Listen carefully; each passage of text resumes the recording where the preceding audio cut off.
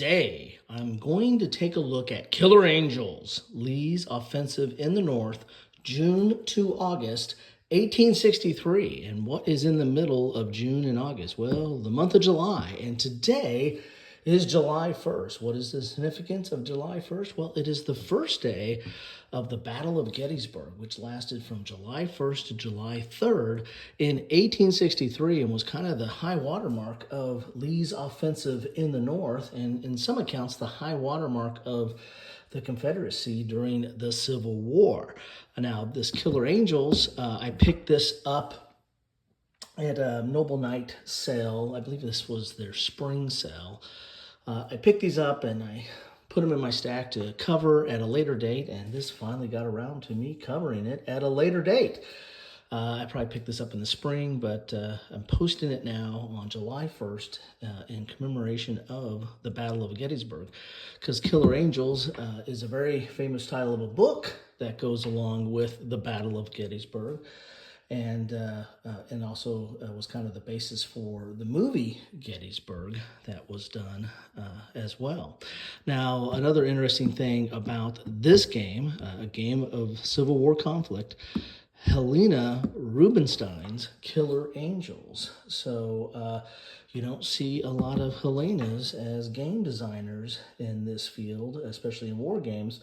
So that is an interesting development as well. Now, this is published by West End Games, which, let's see, I think this was published in, so we have a copyright on here. Copyright 1983. So this is early 80s. West End Games, which was a war game publisher during that time period. I can't remember what time period they were primarily producing games, but the early to mid 80s, I believe, fits. I don't have a lot of their games. I think the only other West End game I might have is RAF, which is Butterfield's solo design, which has been picked up and republished by other publishers as well. Here is the back of the box here. You can see the game map. We're going to have a lot of charts or tracks, probably to keep track of unit strength, I would imagine.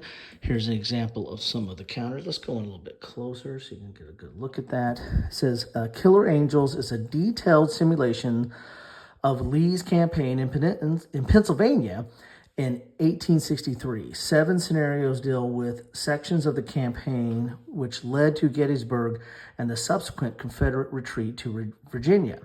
A campaign game dealing with the entire campaign is also included. Killer Angel system concentrates on the problems of command, control, and leadership in the Union and Confederate armies, and on the potential constraints within which commanders of the Confederate Army of the Northern Virginia and the Union Army of the Potomac were forced to operate.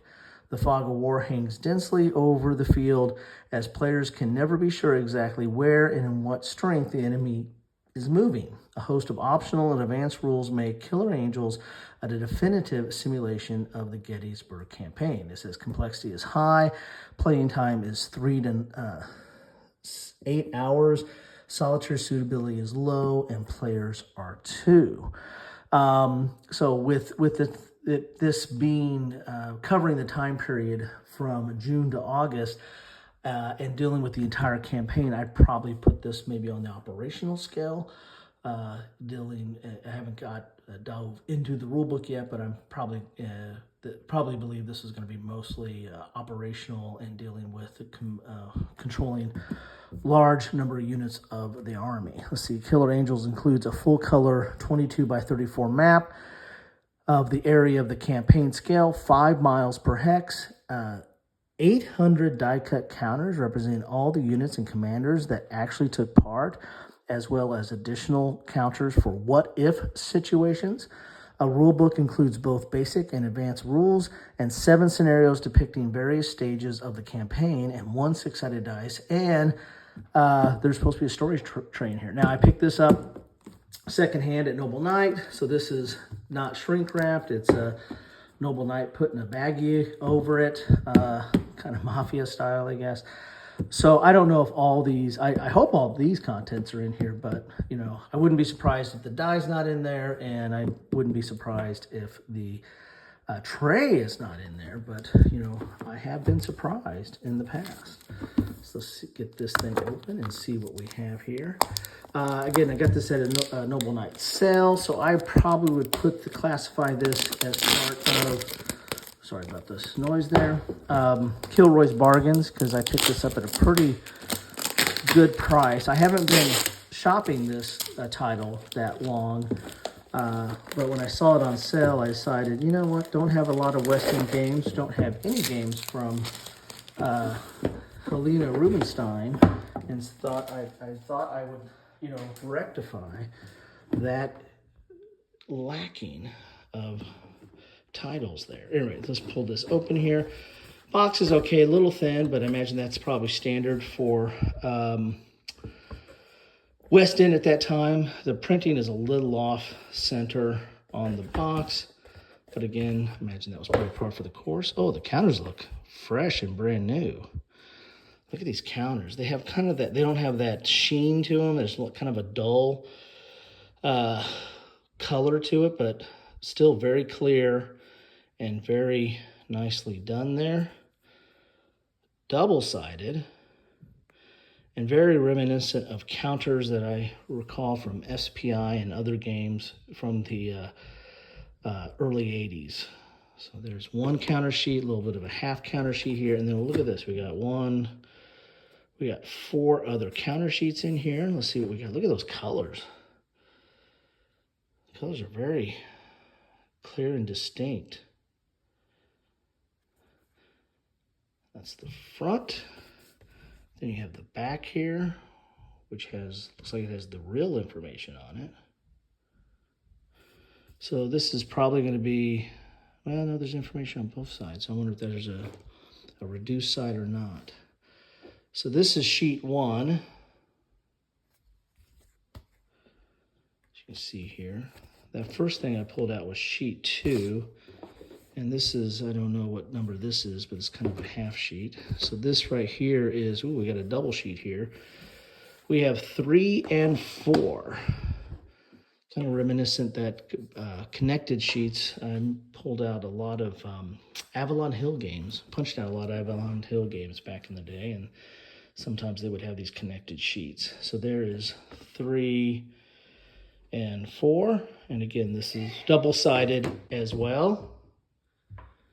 Getting a good look at the back here. You can tell it's the back because it says back right there. So with the gray, I'm imagining that is the Confederates, Army of the South. And then the blue will be Union. So there are your counter sheets. We have the maps here. I'll take a look at that in a second. And not a bad looking map, at least out of the box there. Looks relatively functional. You can tell what the terrain is inside the hex, roads, rail, and the like. But anyway, we'll take a look at that in a second. Let's see what else we have in the box here. We have basic rules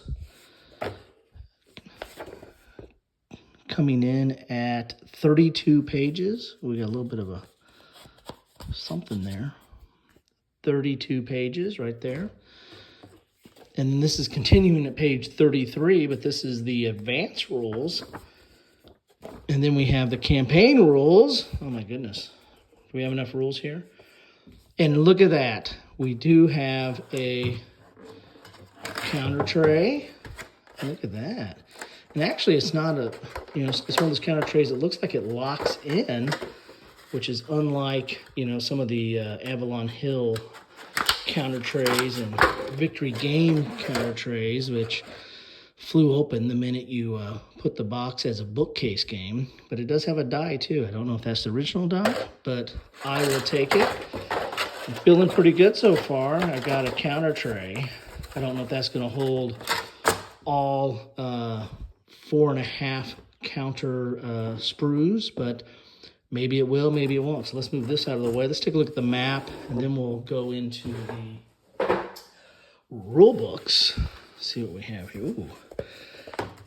Now this is looking very nice for an 83 game. It's a paper map. And here we have a lot of what do we got here? We got a lot of tracks here. So we have Independent, Department of Washington, Department of Susquehanna, Cavalry Corps, 1st Corps, 2nd Corps, 3rd Corps, 4th Corps, 5th Corps. So all the way down to the 7th Corps, Department of the Middle. So I imagine these are to keep track of strength, I would imagine. And you're going to be maybe putting leaders on the board. Maybe not. Then we have the Confederate Forces, Department of East Tennessee, 1st Corps, Longstreet, Richmond Garrison. So we got all those different ones here. Then we have a turn track that goes from June 3rd to August 31st. So if you want to play the full campaign game, it looks like 90 turns there. And they said 8 hours. So I guess you can get that done in 8 hours. I wonder if they actually timed it. All right, here we go. Let's open up this bad boy and see what we got here. So really not a lot of area covered on this map here. I'll try not to. I'll cut off some of these tracks so you can see most of the terrain here. But you have Virginia, West Virginia, Maryland, and Pennsylvania all the way up here. So here's Manassas Junction. Here's Washington. Here's Fredericksburg. Here's Fairfield. Let's see, do I see...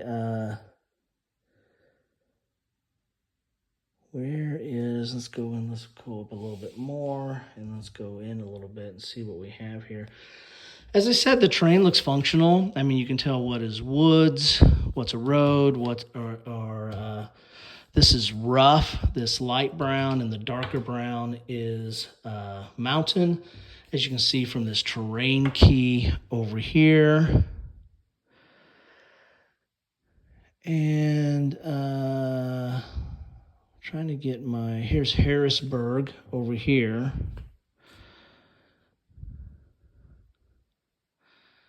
So trying to get my bearings straight.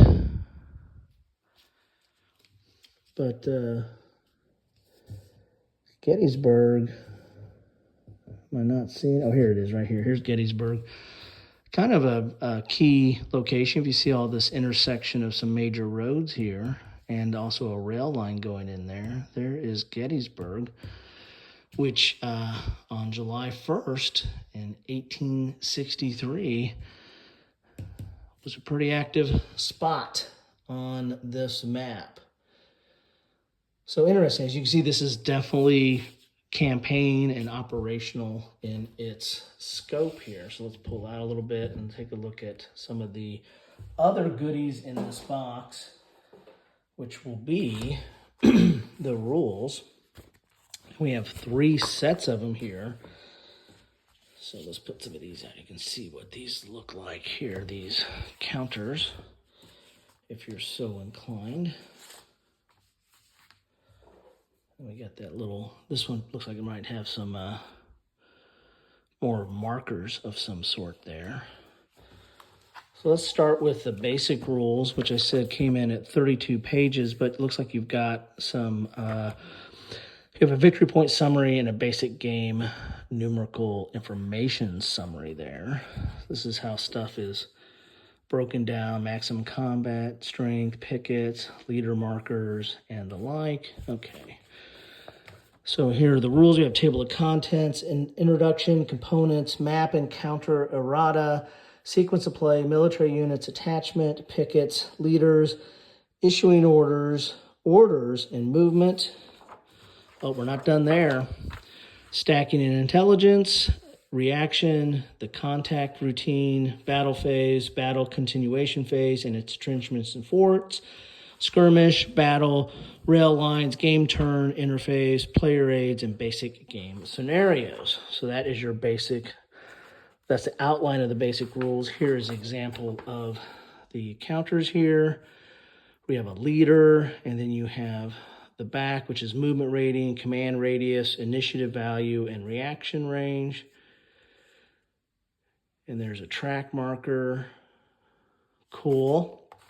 Now, I don't know if there's any other games in this series, but don't know if Helena Rubinstein designed any other games, but or somebody else picked up the mantle. But this does look interesting. If any of you have played this, please feel free to chime in the comments. Here's a track marker for the headquarters, summary of units. This is black and white, not color. I mean, not as to be expected, I guess, in '83. It's dual column. But you do have some illustrations in here talking about some of the tracks. Here's some of the map. This is issuing orders. Probably talking about command radius, I would imagine. Here's movement. Reaction. Some illustrations in here of that rule. So quite a bit of explanation in between the lines here. So it's not all just dense rules. Here we're into battle. Now, I just note the movement and battle sections were not that long. It looks like the command sections were one of the longer sections. Oh, here's some more battle. So maybe battle is longer than I thought. Here's rail lines. And this is all player aids. This is like glossary of terms. Here's a basic game example. And here's basic game scenarios. So you have scenario 1, Lee moves north. Here's all your setup and special rules. Scenario 2, Meade takes over.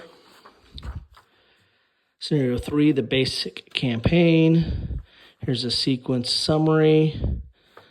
And then we have some of these charts. I imagine the rest of this is probably going to be charts and the like. Here's battle table, Union politics table, skirmish table, and the ones we saw in the back. So that is the basic rules. Then we have, next up would be the advanced rules, which picks up at 24. And it's all advanced movement, advanced reaction, advanced combat, some more communications, politics. And then there's advanced optional rules. So you have the advanced rules and you have optional rules. So you're getting some supply. There's our operations right there. Explanation of some of the more advanced counters. Some new military units. Leaders in the advanced game. Everything's so advanced. Okay. Foraging, out of supply, hooker and hunt. Cool. And now we've got some scenarios here. These are the advanced game scenarios. Scenario 1 is 2nd Winchester. Then we have scenario 2, Lee moves north. So it's an advanced Lee move north. And then advanced Meade takes over, scenario 3. And scenario 4 is Gettysburg the second day. I should have covered this tomorrow. That'd be July 2nd. Scenario 5, Lee's retreat. And I mentioned that scenario 6, pursuit south. The pursuit south of the Potomac. And that's it. That is the scenarios, or the advanced scenarios, and then you have basic game notes. So that is the advanced rules. Then we have the campaign rules, which picks up at 42 and goes to 53. And this is all the stuff that you need to know for the campaign game. So this is that 90-turn scenario here, or it's 90-turn game. Here's morale, Confederate reinforcements. So you're probably going to have a lot more of that coming into play over a long period. Here's Army commanders and casualties.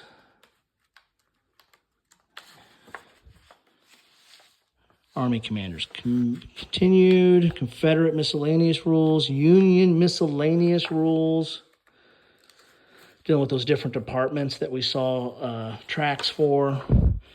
And here's the campaign game victory conditions. So there's going to be locations or hexes that give you victory points. Well, there's a 5-pointer there. And win a battle with at least 75 Confederate strength points present and commanded by Lee. You get 100 points for that. You got a 200 point here, which is the Annapolis hex, which by the time of filming this, I will have just been to Annapolis because my daughter went to the Annapolis summer program. And we went out there to pick her up and see her graduation, then headed on down to Washington, D.C. But I'm filming this before that, posting it after that. I feel like Doctor Who and time travel. Here is charts and tables, advanced and campaign. So there you go. So you probably have all the rules you need for the basic game, or the basic charts and the basic rules. You have the advanced and campaigns are in here. So there you have it. That is what you get in the box of Killer Angels. I think I got everything. I'm pretty sure I got everything. I even got a box and a die. I mean, imagine that. So there you have it. That is Killer Angels.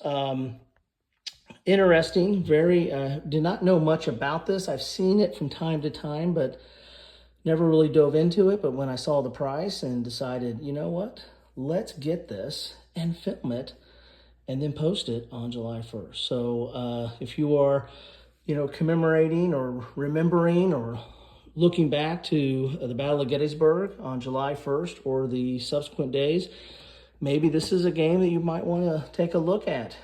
You can play the long before that and the time period after that, covering June to August of 1863. Thanks all. Again, leave any comments about this game in the notes down below. Take care.